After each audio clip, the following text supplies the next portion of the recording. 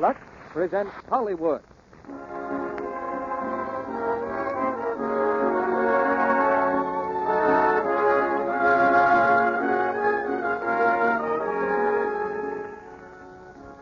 The Lux Radio Theater brings you Ginger Rogers and Ray Milland in The Major and the Minor. Ladies and gentlemen, your producer, Mr. Cecil B. DeMille.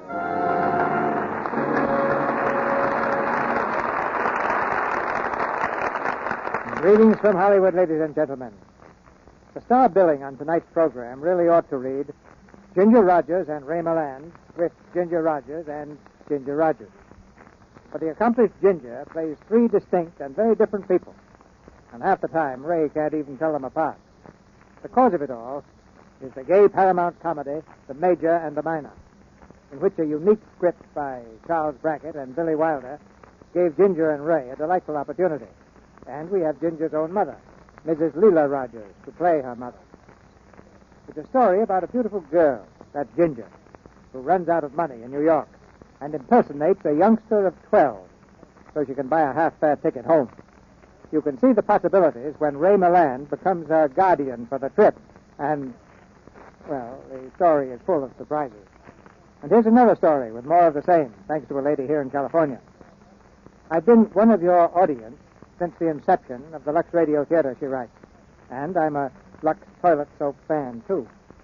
My son is in the Army, and on the day of regimental inspection, he found himself without a first aid kit, which fits in the first pouch of his belt. With true Yankee ingenuity, he substituted a cake of Lux soap, which is about the same size and shape, and hoped it would get by the eagle eye of the CO. But as the general inspected the rear of the second rank, he stopped behind my son, pulled out the first pouch, and remarked, "Don't lose your soap, soldier." I'm glad he got off so lightly. Who knows, maybe the general uses Lux toilet soap, too. And now, here's the curtain for the first act of The Major and the Minor, starring Ginger Rogers as Susan Applegate and Ray Milland as Major Philip Kirby.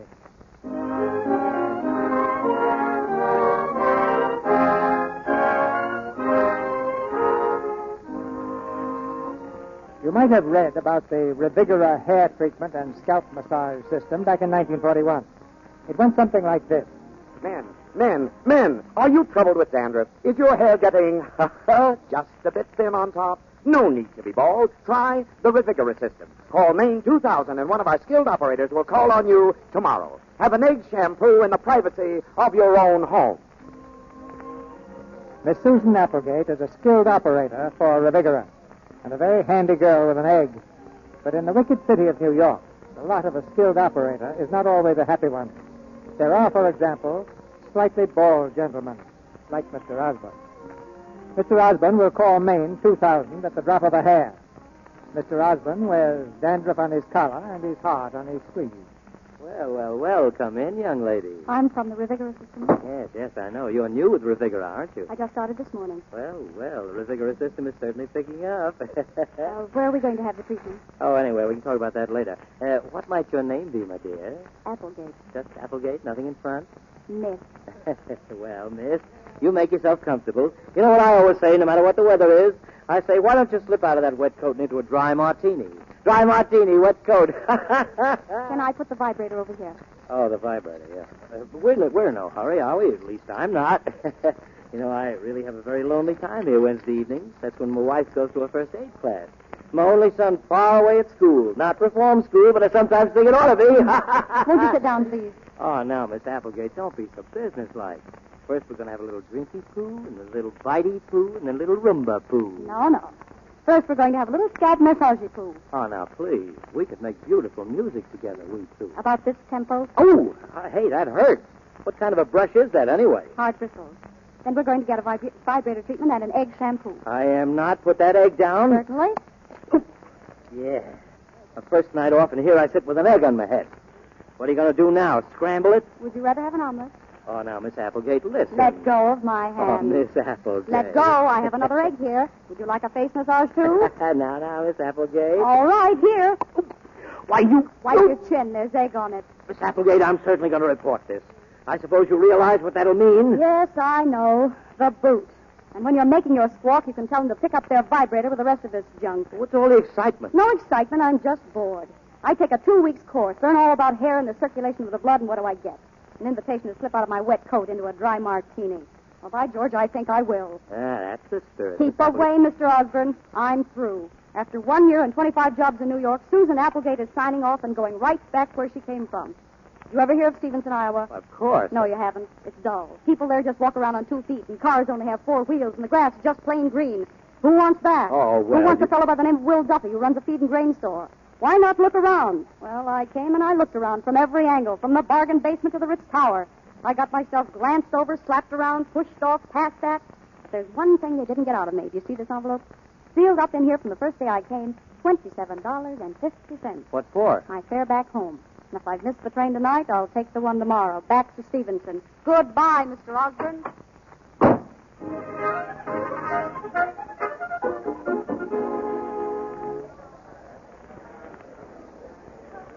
Talk, limited. Now ready on track 3. Here you are, miss. One-day coach, Stevenson, Iowa, on the 9:55. Change to Chicago. With pleasure. Here, $27.50 on the nose. $32.50, miss. $27.50, I know. I'm sorry, miss. $32.50. Do you want the ticket or not? Listen, if it's $27.50 from Stevenson to New York, don't tell me it's $32.50 from New York to Stevenson. It doesn't make sense. They boosted the rate, lady, last February. They did? Well, that's a fine thing for a big railroad to do.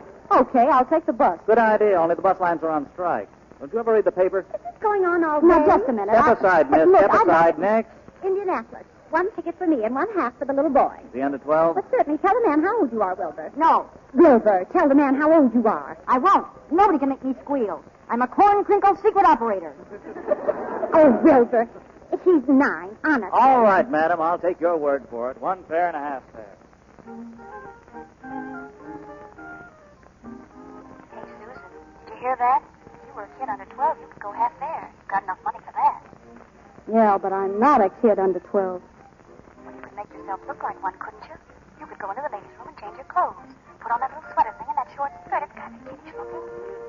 Yeah, but what am I going to do about, About your hair? well, all right, my hair. Oh, put it up in pigtails. Then turn your hat brim up all around and let the ribbon hang down the back. You can wear those little sports socks. Well, that sounds okay, but what am I going to do about... Listen, just stick your stomach out in your toes and sing nursery rhymes. Suppose you do get caught. What could happen to you? Well, I could go to jail. But I'd do anything to get out of this town. Well, go on. Change your clothes. You're a little girl, Susan. A nice little girl on her way to visit her grandma. Station master, New York City to conducted train number 7. Girl in day coach traveling on half fare ticket to Stevenson, Iowa. Suggest you check age.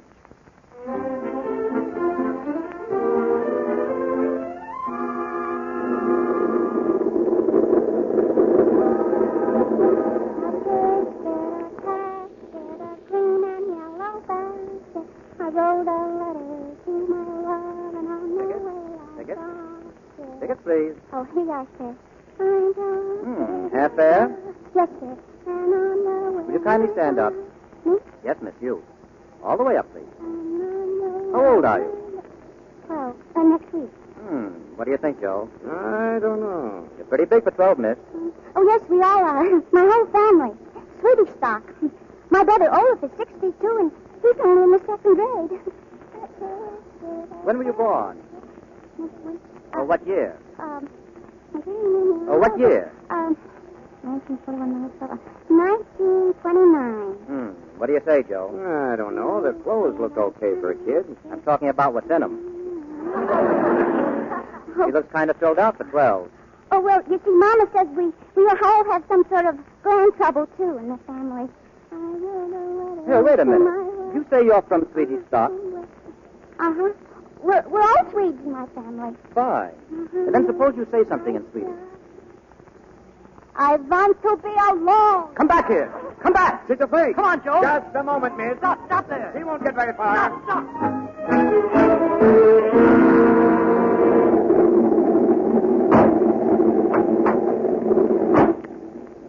Hello? Oh, hello. What's the matter, child? Oh, well, nothing. I'm going. Wait a minute, are you lost? Yes, no, sort of. I mean, are you in the right car? This is car 64. Oh, is it? Yes, drawing room G. Oh, gee. There's no need to be upset, child. You see, they give each car a different number, and each compartment a different letter. They have to give streets different names and houses different numbers so people can find out where they belong. Now, where do you belong? 78 North Elm Street. No, I mean on the train. Now, just think hard. What's the letter on your mother's compartment? Well, I'm not with my mother. I'm alone. Well, then where's your ticket? The man took it. The conductor? Then we'll have to ring for the conductor. Oh, no, please. Now, don't be foolish, child. Well, but I don't need him. I know where I belong. I belong up in the day coach. Only I don't want to sit up in the day coach. It makes me feel sticky in my tummy. Oh, well, maybe if I held your head. No, thank you. It's just when I sit up or stand up. Well, lie down, child. Quick, come on, lie down. Oh, thank you. But this is your bed, isn't it? Oh, that's all right. I have an upper. I'll ring for the porter and have him make it up. Oh, no, please. I'll only stay 5 minutes. Oh, maybe. nonsense. You're going to sleep here. Huh? Why, certainly. How far are you going? Stevenson, Iowa. Well, you're all right for tonight anyway. I get off at High Creek, Indiana. Now I'll just ring for the... No, please don't ring for the porter. Now, why, child? Well, because the porter will tell the conductor, and I'm scared of the conductor. Why? Because he's got long yellow teeth and little bitchy eyes and hands like a spider with big wet fur on them. Now, look, wait a minute. Don't get so excited. Tell me, child, what is your name? Susan. Only they call me Susie. All right, Suzu. Now, don't you worry about the porter anymore. I'll make up the upper myself. Well, you're very kind, but, well, my mother always told me that, well, you see, you are a strange gentleman. Yes, of course, I know. Well, we can soon fix that. My name is Kirby, Major Philip Kirby of the United States Army. Major? What, Major Boles? Well, just about. You see, I'm assigned as an instructor to a military institute, teaching the young idea how to shoot. Well, I'm glad to meet you. How do you do? How do you do? Oh, that's all cleared up. Now to bed. Oh, just a minute, Major. Oh, look, Susu, please don't call me Major. Call me Uncle Philip, huh? Do you have a nightie with you? Yes, Uncle Philip. Well, then suppose you step inside there and get changed. Do you really think so? Why, sure. And just sing out if you have any trouble with your buttons. Oh, I haven't had any button trouble for a long, long time. Major Kirby. Uncle Philip. Anything wrong? Stomach again? How do you feel, Susu? So.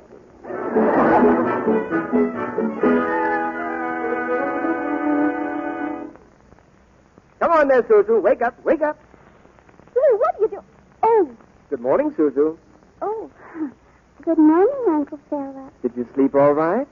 Yes, fine, Uncle Philip. Good. Has the train stopped? That's right. You're being held up. Held up? Oh, no cause for alarm. There was a storm last night and washed out a bridge. Oh, where are we? Oh, about 30 miles from where I'm supposed to get off. Hey, what are you squinting at? What are you squinting at? Oh. Well, that's an exercise I have to do. I've got a bum eye, you see, and I give it a 10-minute workout twice a day. Oh, I wondered about your eyes. You mean they're crossed? Oh, no. I wouldn't mind that. You see, as far as regulations are concerned, that wouldn't disable me. I'd just spend a week in Washington trying to get back into active service. Are you sure they won't let you? And I don't know yet. Say, what am I thinking about? You've got to have some breakfast. Now, come on, what do you want? Oh, just some coffee. Coffee? They don't let you have coffee. Well, just a few drops in a big glass of milk. I call it coffee. That's a nice cereal, huh? And I'm going to ask them in the club car to have a parcheesi board, then we can play till the train goes again until I get off, okay? Well, about that parcheesi... Rather make it checkers? Well, after breakfast, that's fine. What? Well, maybe you better go out and let me get dressed first. You know, Susu, you're a very peculiar little girl. You bet I am.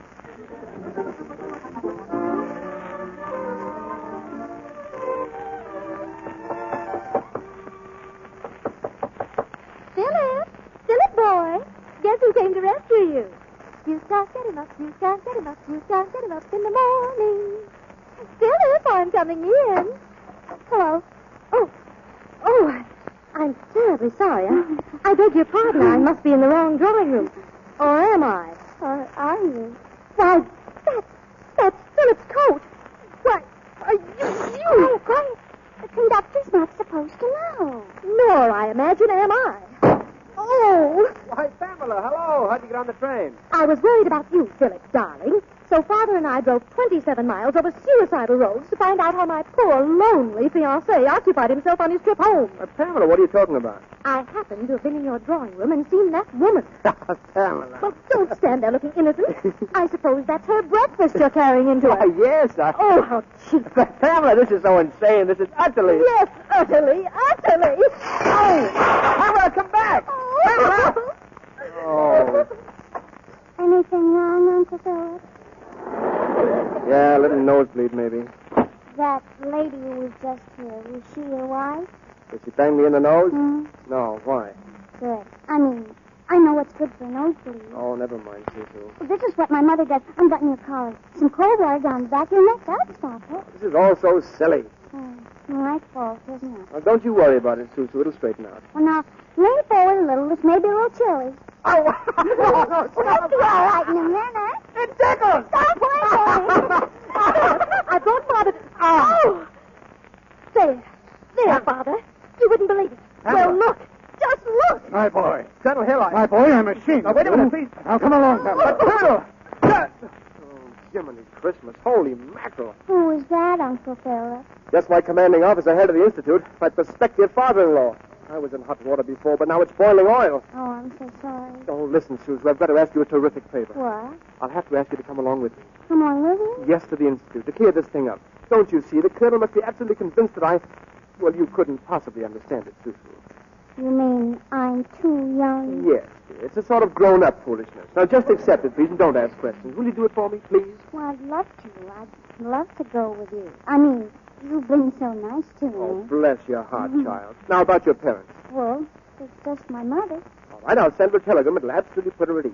What kind? Well, how about met your daughter on train and looked out for her last night. Stop. As we cannot proceed on account of high water, I'm taking her home with me. Stop.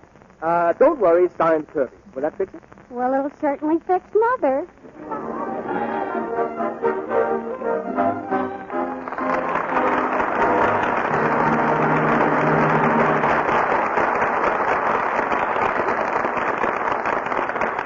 In just a few moments, Mr. DeMille presents Ginger Rogers and Ray Milland in Act Two of The Major and the Minor. And now, here's Libby Collins, our Hollywood reporter, with a news item about a very special Victory gardener. The gardener is Paulette Goddard, Mr. Kennedy. It may be news to most of our audience that Paulette owns a 70-acre farm in New York State. So just a few weeks ago, she took a special trip east to see about the spring planting. And knowing Paulette, I'll bet that vegetable garden will be a success. Yes, the lettuce and the carrots ought to come jumping up fast just for a look at Paulette. And getting a look at Paulette Goddard is a project worth anyone's while. Don't you agree, Libby? I certainly do. She's a real beauty with her huge blue eyes, auburn hair, and truly exquisite complexion. Exquisite is the word for it, Libby.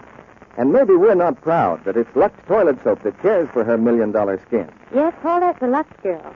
Incidentally, Mr. Kennedy, do you know she never uses any makeup before the camera but lipstick and a bit of eyeshadow? Well, the effect certainly is gorgeous, especially when the picture's in Technicolor. Now, Libby, why not be helpful by telling all the women in our audience just how Paulette Goddard takes an active lather facial? Oh, it's very simple. She smooths lots of the wonderful creamy Lux soap lather well in, rinses with warm water and splashes with cold, then pats her skin dry with a soft towel. She never neglects these daily beauty facials. They leave her skin feeling soft as velvet, she says. Thank you, Libby. Remember, 9 out of 10 screen stars use Lux toilet soap, and the beauty soap has to live up to its name to be the daily complexion care of nearly every famous star in Hollywood. If you haven't already done so, why not make Hollywood beauty soap, Lux toilet soap, your personal beauty soap, starting tomorrow? Now, Mr. DeMille returns to the microphone. Act Two of The Major and the Minor, starring Ginger Rogers as Susan Applegate and Ray Milland as Major Philip Kirby.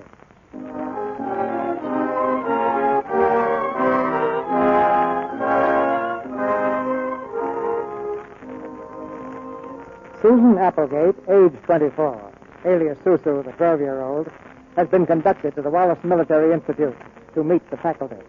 In the conference room, she stands with her stomach turned out and her toes turned in as Major Kirby performs the introduction.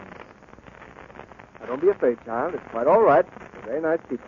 This is Miss Pamela Hill. How do you do, dear? This is Colonel Hill. Young lady. This is Major Doane. How do you do? And this is the Reverend Doyle. Well, my dear. And this, ladies and gentlemen, is Susu Applegate, who will be 12 next week. Hello. 12? 12 years old. What a happy solution. Oh, Philip, you adorable man. How utterly beguiling. Miss Hill is my fiancée, Susu. You know what that word means? Uh-huh. Can I go home now, Uncle Philip? Home, all alone? All the way to Iowa with that stomach of yours? I should say not. But it'll be all right now. I'm telegraphing your mother. We've got to make some arrangements. Please don't keep telegraphing my mother. Did you say the child was going to Iowa? That's right, Reverend Doyle Stevenson. Listen, I've got to get home. I'm way behind in my homework and my teeth. The dentist has got to put the braces back. Will you let me make a suggestion? I'm going to Des Moines on Sunday to open a memorial chapel. You'll take Susu with you, Reverend? Why, of But course. that would be too long. You see, my piano teacher. I'm just beginning my three-finger exercise. You're going to stay at our house, Lamington. I've got a little sister just your age. But Sunday's 3 days off. And it'll be 3 days you'll remember all your life, Susu. This is a treat that doesn't come to one girl in a million. Does it have to come to me? Listen, Susu. You like boys, don't you? What boy? Nice boys, about 14 years old. Come out on the balcony. Come on. You see? There they are, Susu. How's that? 300 of them, and all of them are yours. Mine? Oh, Uncle.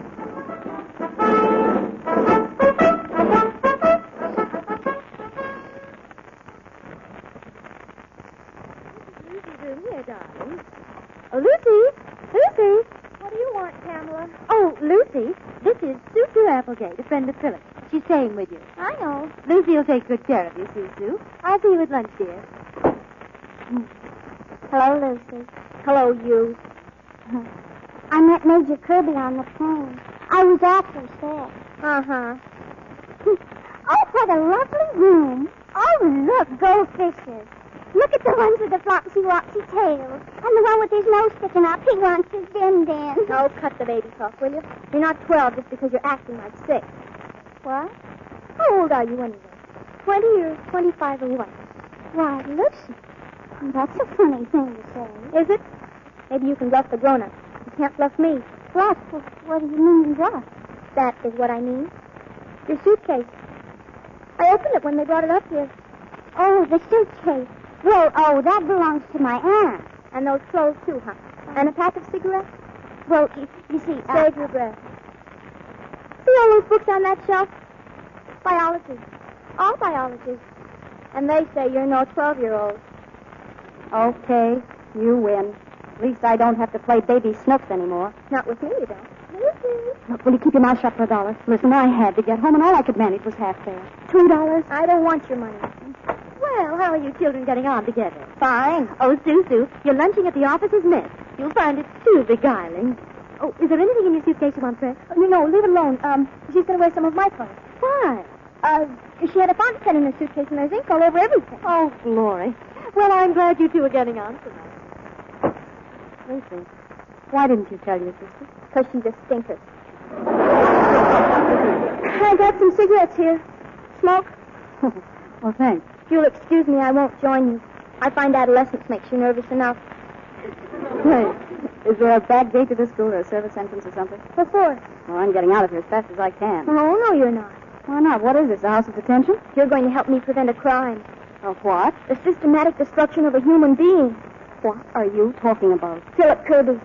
He hates his job here. He's dying to get transferred to active service, but Pamela's seen to it that he'll never get it. Never. Now, I heard her say she was willing to follow him to Iceland, Trinidad, or any place he happened to be stationed. Bah. I suppose that's why she's moved heaven and earth in Washington to see he didn't get transferred. Pamela's picked out the husband she wants, and she wants him right here at Wallace Military. Nice, cozy, and beguiling. What do you expect me to do? I want you to help. No, sirree. I got him into trouble, I got him out of trouble, and now I'm beating it. Yes? I'm reporting to Miss Applegate. Miss Applegate? Yes, what? The cadet adjutant regrets that he cannot escort Miss Applegate to luncheon. The who? The cadet adjutant. Oh, well, that's too bad. There was some discussion about which cadet officer had precedence. It was finally decided by drawing lots. Oh, well, you didn't have to go to all that trouble. The winner was Cadet Lieutenant Anthony Wigton, Jr. of Company D. Oh. Well, you can just explain to the cadet lieutenant May that I assure Miss Applegate that she will find Cadet Lieutenant Anthony Wigton, Jr. a very amusing escort. And plenty good looking, too. Lucy, do I have to? Uh-huh. All right. When will you be here? I am Cadet Lieutenant Anthony Wigton, Jr. Oh, dear.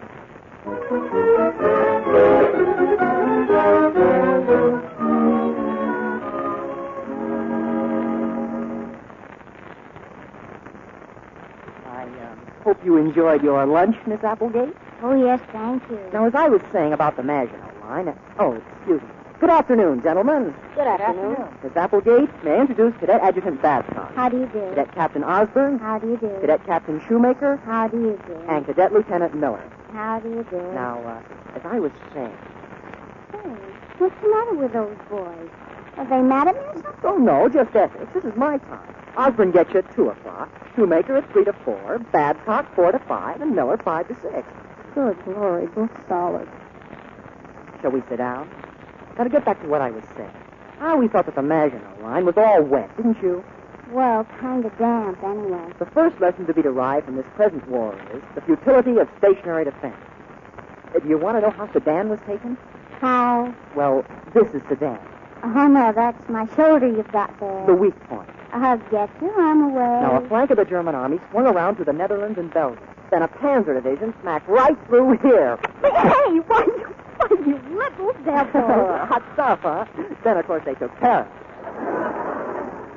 You, want to see how they took Paris? Oh, no. Oh, come on. That was just kindergarten. Paris is a real thing. Let go. Let go. Not a minute. Let go of me or I'll pinch your nose. Oh, don't be silly. Now let go. If you start moving that German army again, I'll yell, Lieutenant. I'll yell. Miss Applegate, I've got a whole minute. Wait. Hey, easy there. Oh, hello, Uncle Philip. Playing games? Well, sort of. Where's your escort? Oh, yes, where is he? Maybe he tripped on a shoestring or something. Youth. As someone with a beard once said, youth is such a wonderful thing, it's too bad it has to be wasted on the young. Major Kirby, sir. Oh, yes, Osmond? Pardon me, sir. Miss Applegate, I was looking for you. Oh, yes. He's from 2 to 3, Uncle Philip. And where are you taking her, Osmond? I had a little canoeing in mind, sir. Oh, it sounds like fun. Uncle Philip, you wouldn't care to come along with us. Oh, you don't have to be polite to an elderly relative. Run along now. This way. Bye, Cecil. Goodbye. Well, little lady, where have you been all my life? Huh? Miss Applegate, let me look in your eyes. You know what I see? What? Stardust. Lieutenant, you dazzle me. Captain! Oh, pardon me. You know, you and I could make beautiful music together, we two. What, Captain? You make these things up out of your own head. Sure do. You see, I'm from New York. Oh. Yep. I've been kicked out of all the best schools in the East. And one in Arizona. Hey, you're murdered. Well, let's not talk about me. Let's talk about something else. Well, strategy, for instance. Fine. You know, I've got my own theory about the fall of France. Now, the first lesson to be derived from this present war is the futility of stationary defense. Now, here's Sedan, and this is the Maginot Line. Here we go again. Well, it's about Tutu Applegate. I'd like to speak to you about her. But why, dear? Well, I've been seeing her around the grounds with the boys, and frankly, I'm a little worried. About the boys? No, about her.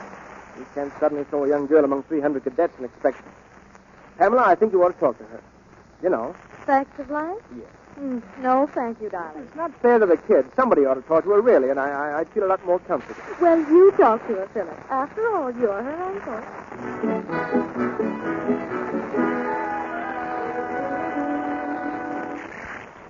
Now, look, Susu. Lieutenant Miller, please. Oh, but look, you know, you're very cruel.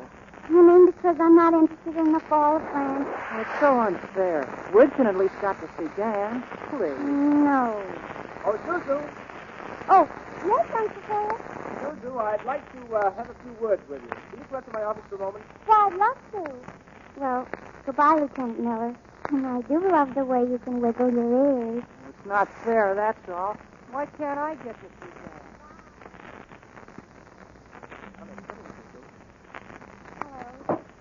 Hello. Well, Susu, how do you like it here? I like it fine.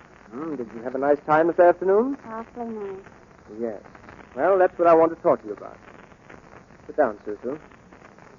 Well, I suppose I should have spoken about all this before, but kids nowadays know so much, quiz kids and all that sort of thing. No more than I do, really. About what, Uncle Philip? You know about plant life and the laws of nature. I naturally took your knowledge of such things for granted, you see.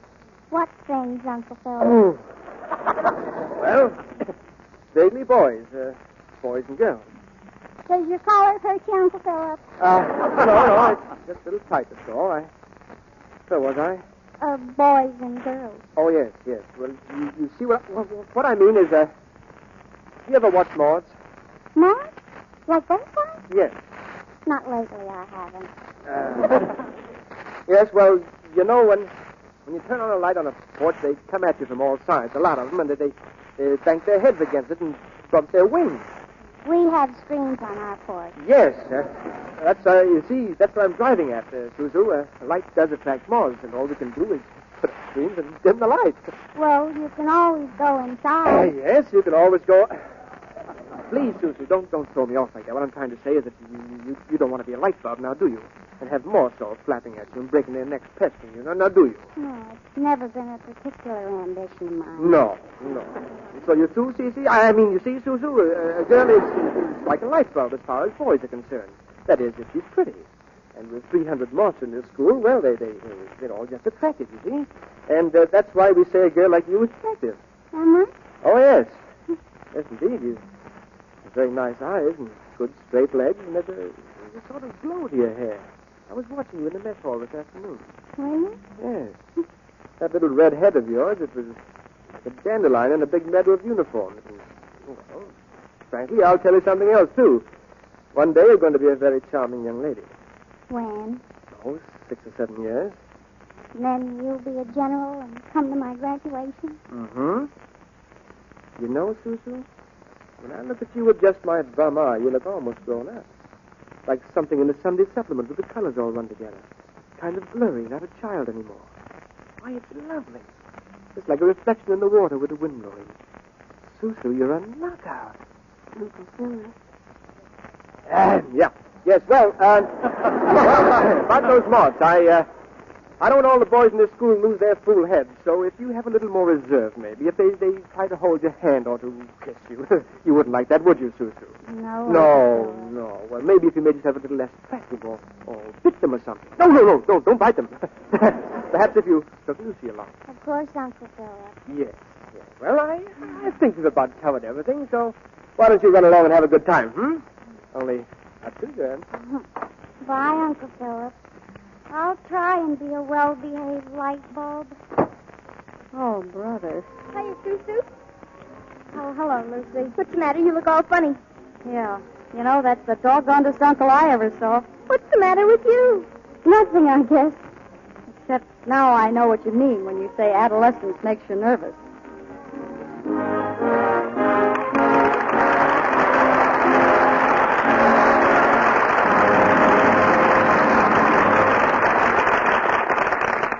We pause now for station identification. This is the Columbia Broadcasting System.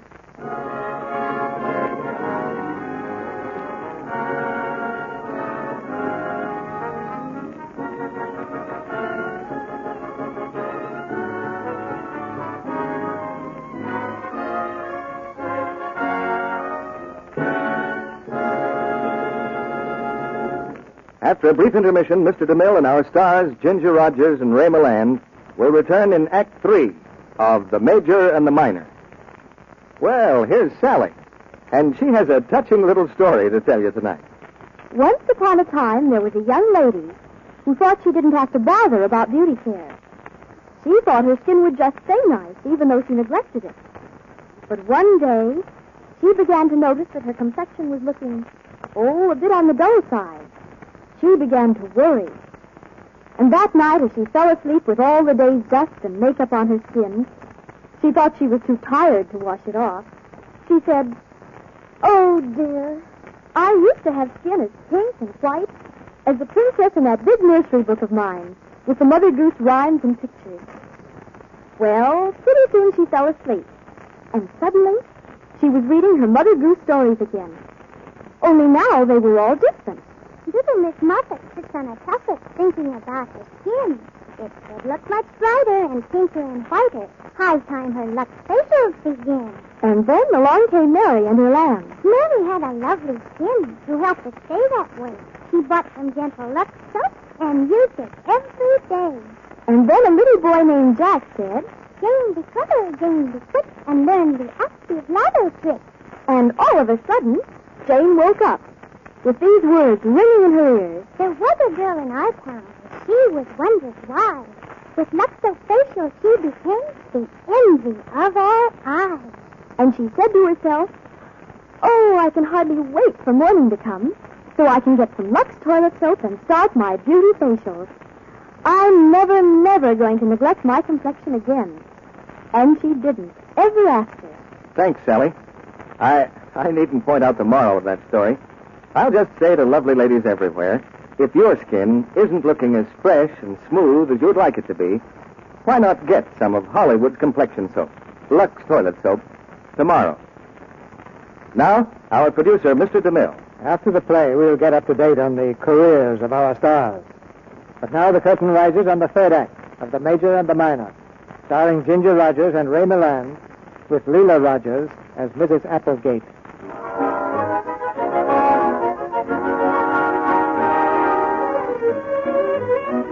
Cecil the Minor has made a distinct impression on Philip the Major, and vice versa.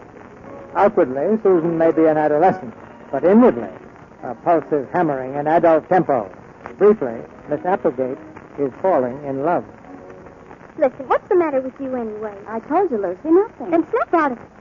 Here, listen, I want to read you something. What is it? A letter Pamela gave me to mail. I steamed it open. You steamed it? Why, that's a federal offense, baby. Oh, it's too late now. Listen. Mrs. George T. McWhirter, Washington, D.C.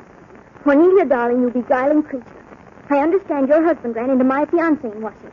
Philip is an impetuous soul who insists that war is impending and he must be in it. Such nonsense. The fact is he's essential here, and I'm appealing to you to prevent this foolish transfer. Do you be a beguiling angel and see to it that your husband knows the real facts. All of them. So much love, darling. Pamela. You see? Yeah. Got a match, Susu? What for? I'm going to burn this letter. Scorched earth policy. No, here, give it to me. Look, Lucy. What? How would you like Pamela to write Cornelia, darling, another letter? You mean you write it? Oh, better than that. Why can't Pamela call Cornelia, darling, on the telephone? It's an urgent matter, isn't it? Lucy, do you think you could? Well, I could try. Oh, I always knew you'd help. Did you? I didn't.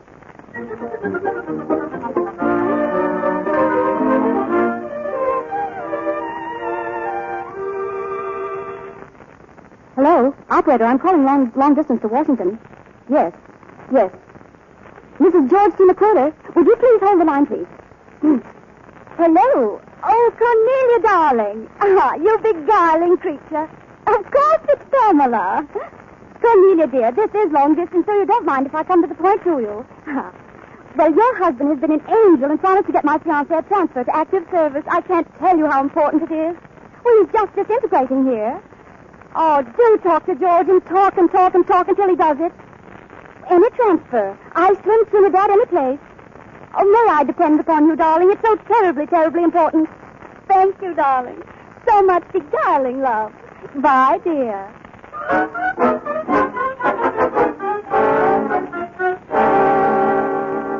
All together now, fellas. Ready? 1, 2, 3. Oh,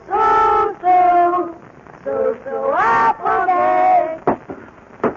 Who is that? Good evening, Miss Applegate. This is the Guard of Honor calling. Your special convoy to the dance.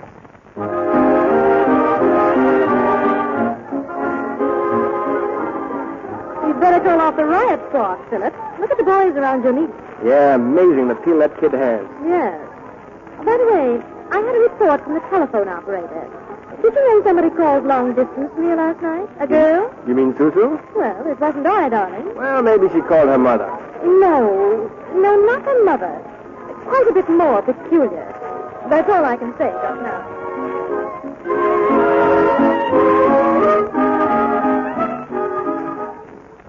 Boy, Susu, the way you make with the feet, It's like dancing with a puff of wind. Thank you, Cadet Osborne. Oh, don't be so formal, Susu. Yes, dear. Yes, Mother. Look, I've got visiting parent trouble. They're dying to meet you. But this is the third waltz coming up, and I promised it to Major Kirby. Oh, come on. But look, I really... Come on. Oh, Mom. Mom needs Susu. We're that away. At least I am. Oh, that dreadful slang. How do you do, my dear? How do you do? And this is my father, Mr. Osborne. How do you do? I think I've had the pleasure before. No, I don't think you've had the pleasure. Why, I could swear. Haven't we met someplace? Now, wait a minute, Dad. I saw her first. No, I'm sure we haven't met. Well, I must have seen you. Maybe you're somebody's daughter. I don't know. I'm a sweetie stock. Well, I sometimes eat smorgasbord. Albert, please. Will you excuse me, please? This is the third waltz.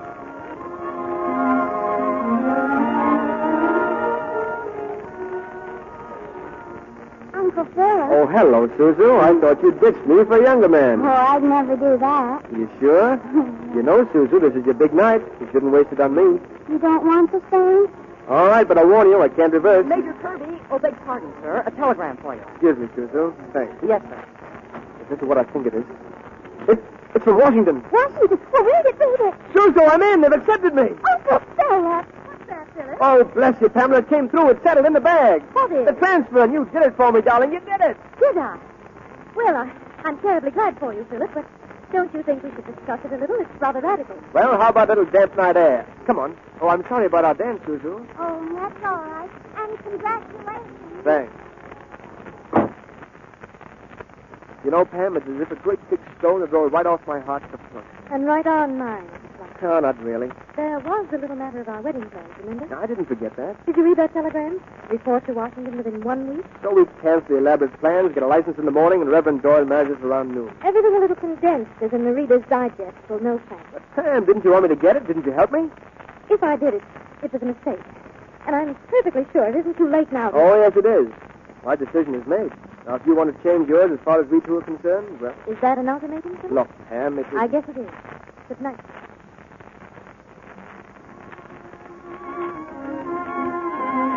You're doing fine, Uncle Philip. Why, thank you, Susan. You know, it's very funny. I've just been through an experience that's told to break my back and weigh me down like lead. And look at me. I'm filled with helium. I've got an aluminum heart. Well, you just reversed.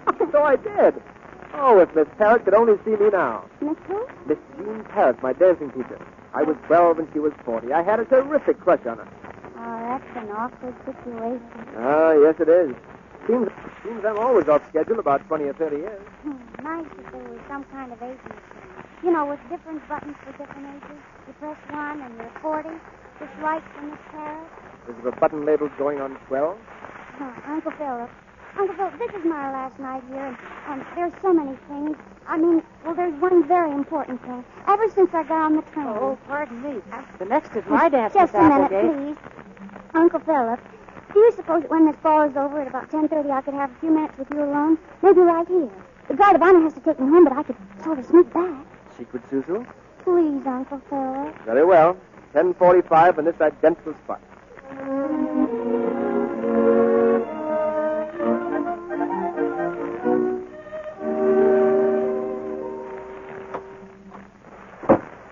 Hello.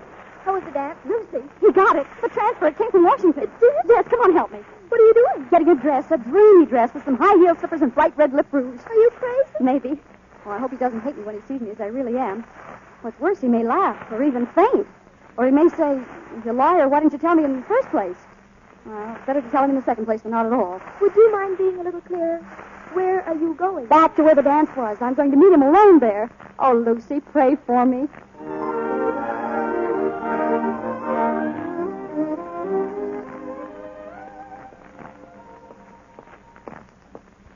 Major Kirby? Major Kirby, I'm here. Hello, Miss Applegate.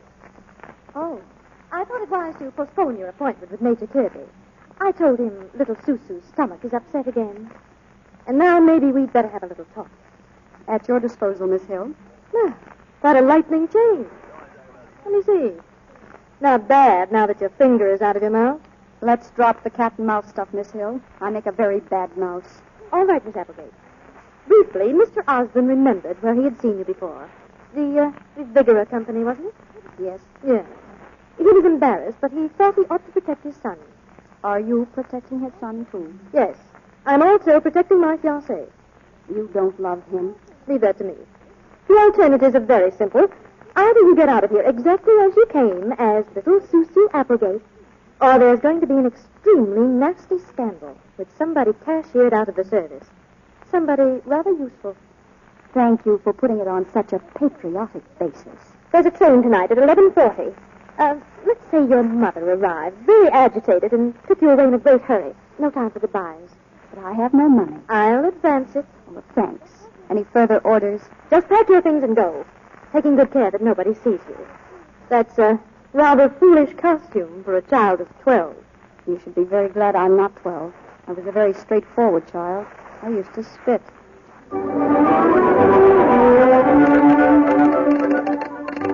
Mrs. Kathleen Applegate, Stevenson, Iowa. Mother dear, arriving noon Wednesday, love, Susan.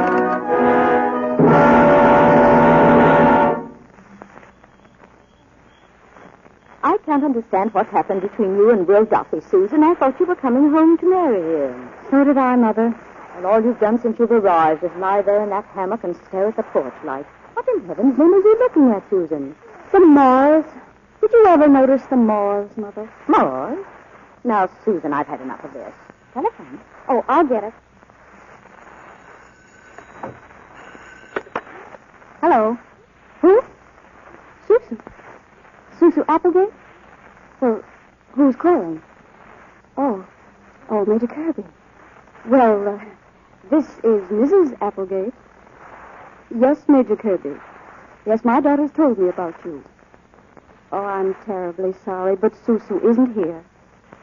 Well, where are you calling from? The station? Oh, I see.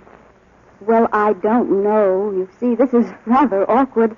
The house is all upside down, and no, I don't think you'd better come, Major. Hello? Hello? Well, what in the world, Susan Applegate? I couldn't understand a word you were saying. Mother, now listen very carefully. A man is coming here, a major. He's going to ask you a lot of questions about your little daughter. What little daughter? You have a little daughter. What do you mean I have a little daughter? Mother, this is just something that happened on a train. On a train to me? No, to me. Susan. Now, we all came from Sweden. Are you crazy? No, it's just a little gland trouble. And we're all very tall. Oh, Susan, I'm going to call Dr. Taylor. Oh, Mother, this is something... It's got something to do with Washington. Don't try to understand it, dear. Just do as I say, because it's going to be an awful mess if you don't. Susan. Listen. You're going to be the grandmother. I'll be the mother. Have you been married? Of course not. Now, look, lend me your apron, Mother. And your glasses. Quick, darling, he'll be here any minute. Who? The man, of course. Now, don't you think you better go up to your room? Go on. I'm going up to the attic to find your grandfather's horsewhip.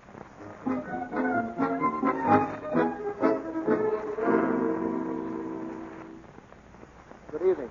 I'm Major Kirby. Good evening, Major. Mind your step on the porch.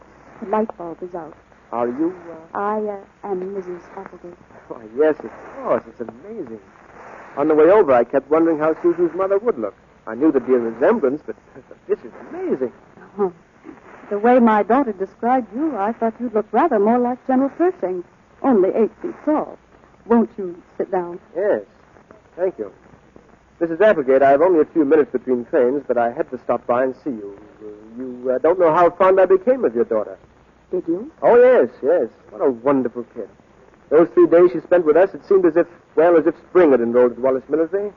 We were all very sad when you had to take her away so abruptly. So you're going west, Major Kirby? Yes, San Diego for embarkation. Going far? Overseas. Tell me, Major, how was the wedding? The wedding? Oh, magnificent, yes. Arches of steel, blizzards of rice, and the colonel as gay as a ghost. How nice. Lucy would be heartbroken to learn that you were here and couldn't see her. Yes, I'm sorry, too, but there it is. But will you tell her that everybody sent their love? Lucy, Colonel Hill, Cadet Wigton, Cadet Toll, just say companies A, B, C, and D. And Mrs. Kirby? Mrs. who? Your wife. Oh, Pamela. Oh, she didn't marry me.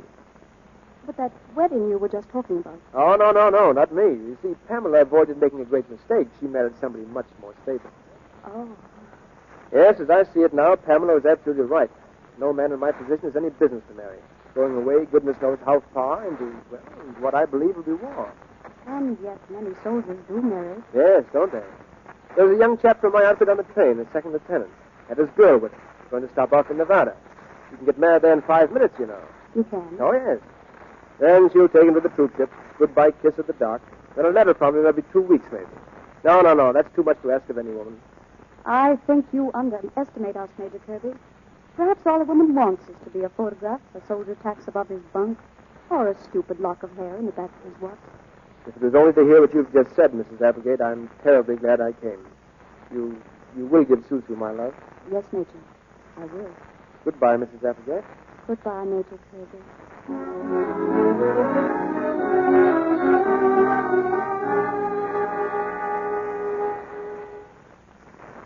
Station master. When did you say that train was coming? 2 minutes. Thank you.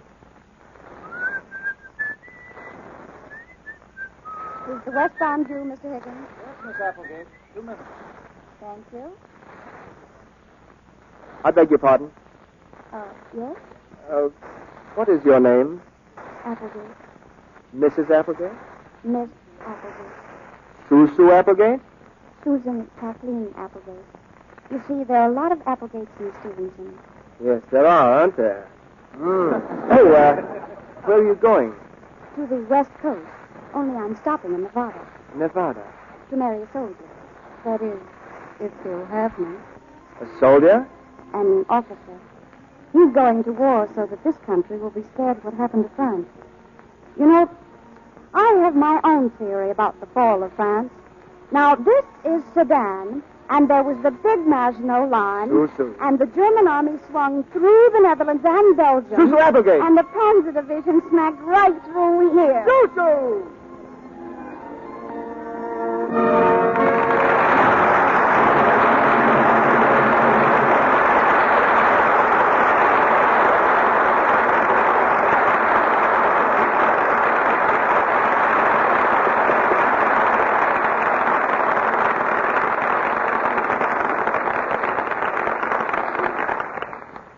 For making the nation a little gayer tonight, our gratitude to Ginger Rogers and Ray Moran as they step back to the footlights with Ginger's mother.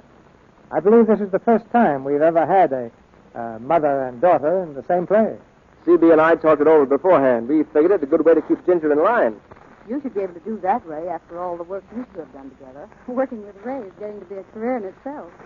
Right after the major and the minor, I thought it was very shrewd of Paramount to put you two in Lady in the Dark.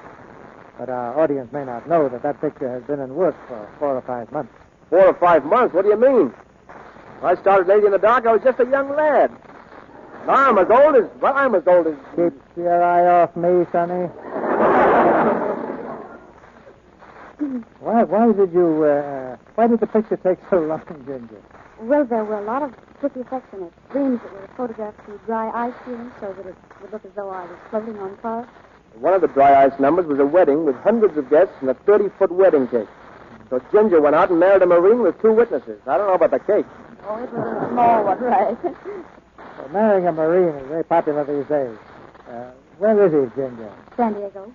And where are you? San Diego, as soon as this broadcast is over. But I'd like to stay long enough to tell those who haven't heard about Lux Soap that they're missing something really good. Or does everybody know that, Mr. Smith? There is some time, Ginger. Lux Soap gets around. Now, Mrs. Rogers, I want to ask you just one thing. When you and Ginger came to Hollywood, were you sure she'd become a star? I guess it seems to even hear this, Mr. DeMille, that I was probably the only person in Hollywood who thought she had a chance. I wouldn't want Mother to hear this, Mr. DeMille, but I didn't think so at all. It's just between you and me and 30 million others, CB. What's the play next week? Well, Ray, it's one of the screen's current hits. The 20th Century Fox drama, My Friend Flicker. And our stars will be George Brent, Roddy McDowell, and Rita Johnson. It's a very simple story of a boy on a western ranch and the friend he loves most of all, the little horse, Flicker. You'll hear Roddy McDowell as the boy and George Brent and Rita Johnson as his father and mother in this drama of the great outdoors next Monday night. It's a very beautiful story, Mr. DeMille. And good night. All right. Good night. major and the minor was a major event.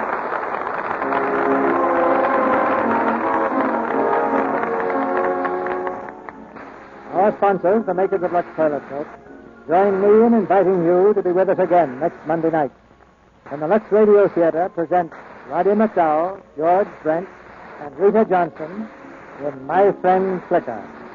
This is Cecil B. DeMille saying good night to you from Hollywood.